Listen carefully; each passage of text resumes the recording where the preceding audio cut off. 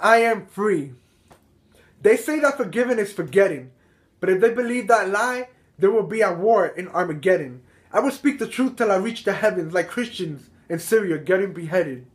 You see, forgiveness is not a feeling. Don't fool yourself or else you won't receive any healing. You say you can forgive but can't forget? Yo, don't be trapped in that lie or Satan will have you depressed. Follow me in this journey of freedom from unforgiveness. This ain't just my story, but many as well, so let's get to this. I'm a minister with past hurts and pains. I used to feel rage and no shame. I couldn't stand my own mother, but I can honestly say, like her, there is no other. You see, I dropped to my knees on the rugged floor. I became a born-again believer in 2004 when the Lord knocked on the door. But over time, that's when the real struggle came to me. And now I had to make it in the heat. Sorry fans, not like Miami, they can stay in the feet or in the back seat. I was wounded emotionally, verbally, and mentally.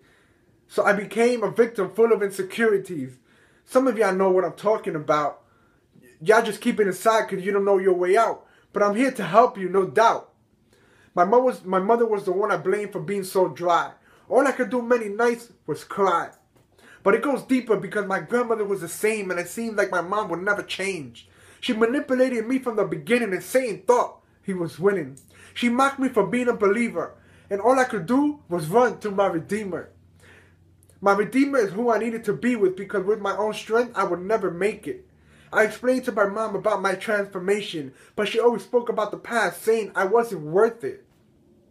I then wrote a long letter, placed it on her bed, and I had to be patient. When I got a response, I thought it came directly from Satan. But I was still courageous when the enemy told me I would never make it. People say fake it till you make it, but I'm all about keeping it real and transparent, so I will keep it basic. She would tell me to eat the Bible so I can go crazy. What mom would say that to the one she would call her baby? Or how about taking my bed to church? Man, it just got worse in this pile of hurt. Or what about that I'm losing my mind but I was still on my grind? Or what about being brainwashed by the church according to her? In reality, I was though, because the Lord cleaned up my mental dirt. But as the years go by, it seems like nothing changed. I became more hurt and had to deal with more pain. 2011 came and I entered a life of crisis because of my father's death. And now he's at rest. But who would have thought God would allow this mess? But it was also the best few years of my life while I remained in my tears. It was like hell in the house. It was a daily fight like Tom and Jerry the mouse. I stepped down from ministry, but Jehovah was still with me. I held my feelings inside my heart, but I still wanted to care. But one day, I blew up and threw my mom a chair. There were days after a big fight I would leave and sleep in the street. I cried myself to sleep in the midst of the heat, but surrendered myself at Jesus' feet. And the worst thought I had allowed me to see the condition of my heart. I was so scared because from there, I didn't know where to start. The thought was this: I wished my mom gave me my inheritance and then died, so I can live freely without her and pretend I wasn't gonna cry. I was in denial of unforgiveness. But as a minister, if that came to my mind, I thought that was ridiculous. But God has been finishing surgery on me when I started Nyack College. He has been revealing the condition of my heart while gaining much knowledge. I had to come to an end of myself and make the hardest decision, and that was to forgive my mom because I didn't want any more divisions. So I had to be driven to the reality of this vision, and I remained in prison. Do you understand my petition in this position to be in submission?